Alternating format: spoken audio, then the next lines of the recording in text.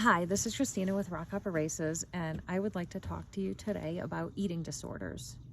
This is something that I do talk to with my clients, and I feel that having a healthy relationship with food is vital to longevity in any sport that you choose to do, as well as having a very healthy life.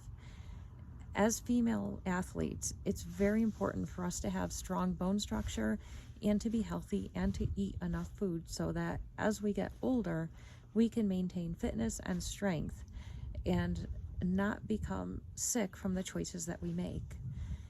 There are also a lot of men who struggle with eating disorders even though they don't talk about it. And I find that when I'm working with my clients, we often approach the nutrition question a lot differently than when I'm working with my female clients.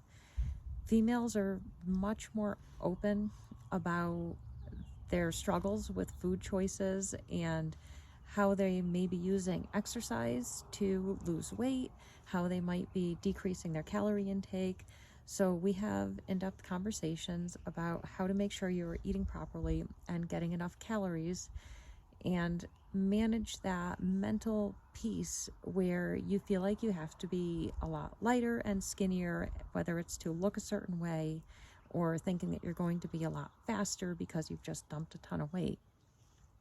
Men approach the topic a little bit differently, and guys will start asking me questions about how should I eat in general? What should I be eating? And they'll start asking about how many calories they should be having each day and more, I guess, a little more shy and harder to read when we're talking about nutrition. But I do find that men as well as women will start cutting calories significantly. And what we'll notice in their training is all of a sudden they hit a point where they're just exhausted. They can't get out of bed. They don't feel good. The motivation is gone. And there's a big difference between losing motivation and being tired from being slightly overtrained and needing to cut back on the training to being completely undernourished. And it's very important to know the difference between the two. And that's one of the benefits of working with a coach is your coach can look at your training and the volume and look at your past training to figure out if it's something nutritional or if it's something that you need to adjust in your training schedule.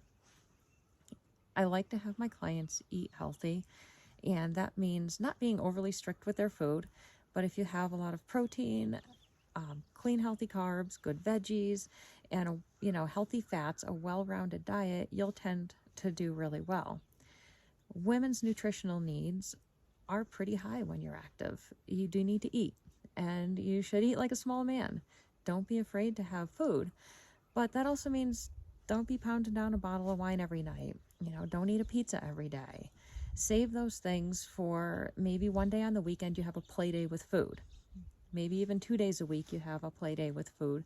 But most of the time you should be eating clean, healthy food because that is what you would put in your car to make it run well, is good, clean gas. You should be putting good, clean food into your body so that your body will run well.